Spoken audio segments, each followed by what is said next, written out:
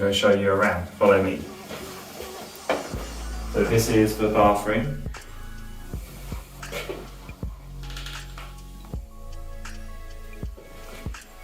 See, we've got a twin room with 2 single beds.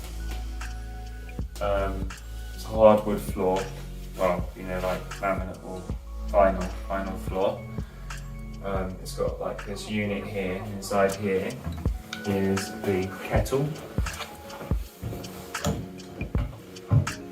and cups and things, so it's in there. Big TV.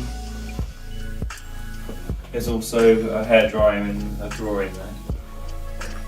Bin under here. This is the window with quite a nice view really. It's not, you know, just trees and grass, nice enough.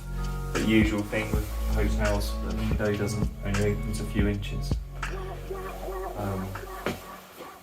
Here is the wardrobe.